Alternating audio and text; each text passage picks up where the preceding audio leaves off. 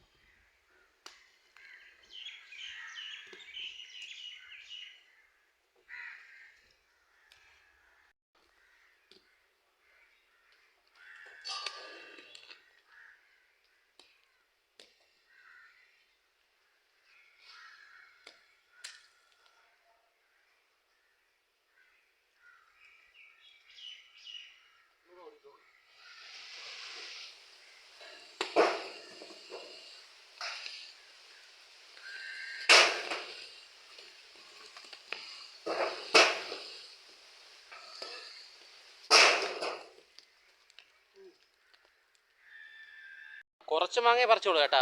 ആവശ്യത്തിന് പറിച്ച് നോക്കാം. ആദ്യം അടുത്ത ആൾക്കാർ വാങ്ങും നോക്കാം. പോവുമെങ്കിൽ ഇനിയും പറിക്കാം. കുറച്ച് മാങ്ങ പറിച്ചിട്ടിട്ടുണ്ട് കേട്ടാ.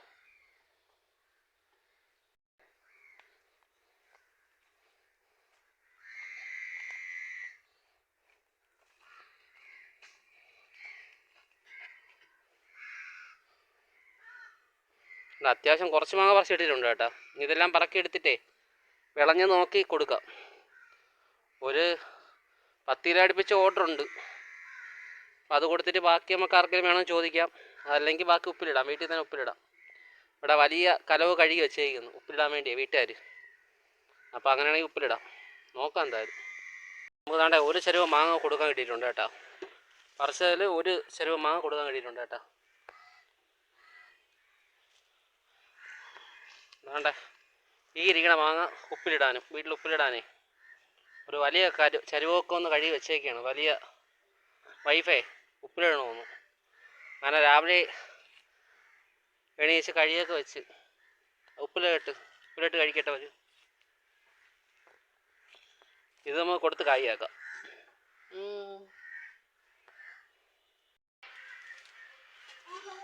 വേണ്ട നമ്മളെ 3 കിലോ മാങ്ങ തൂക്കി കൊടുക്കണം കേട്ടോ. 3 കിലോ വീതം തൂക്കി നോക്കിയേ വണ്ടിയിലാക്കിയിട്ട് ഓരോ വീട്ടിൽ കൊണ്ട് കൊടുക്കാം. 1.5 കിലോ 3 കിലോ ആക്കിയിട്ടേ 500 രൂപയുടെ മാങ്ങ കൊണ്ടുപോകുന്നുണ്ട് കേട്ടോ വിൽപ്പനയ്ക്ക് വേണ്ടി. കവറിലാക്കി തൂക്കി വെച്ചിട്ടുണ്ട്. 3 കിലോ 1.5 കിലോ. ഞാനും എൻ്റെ മോളും കൂടെ പോവുകയാണ്. പോയി നോക്കാം. അങ്ങനെ അപ്പോഴേ നമ്മൾ 3 കിലോ മാങ്ങ കൊടുത്തിട്ടുണ്ട് കേട്ടാ. 1.5 കിലോ വെച്ച് 2 പേർക്ക് കൊടുത്തു കേട്ടാ. ഇവിടെ പള്ളിയിടയിലേ 2 വീട്ടുകാർക്ക് കൊടുത്തു. മീൻ കൊണ്ടുവരണോണ്ട് അവർ കൊണ്ടുവന്നാൽ വാങ്ങിക്കും കേട്ടാ.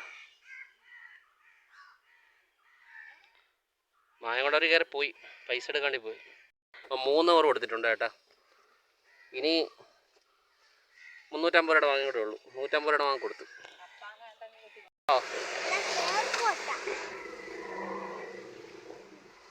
നമ്മൾ ഒരു മാങ്ങ കൂടെ കൊടുത്തിട്ടുണ്ട് കേട്ടോ. 3 കിലോ മാങ്ങ കൂടെ കൊടുത്തിട്ടുണ്ട്. 1.5 കിലോ മാങ്ങ കൂടെ പോയിട്ടുണ്ട്. കണിയാനത്തെ നമ്മൾ മീൻ വാങ്ങുന്ന ഒരു ഇത്താക്ക് വേണമെന്ന് പറഞ്ഞു, അങ്ങനെ കൊണ്ട് കൊടുക്കാൻ വന്നത്. മോളാണ് കച്ചവടക്കാരി കേട്ടോ. ഇന്ന് മോളാണ് കച്ചവടം ചെയ്യണത്. ഇനി നമുക്ക് വെറും 6 കിലോ മാങ്ങ കൂടെ ഉള്ളൂ.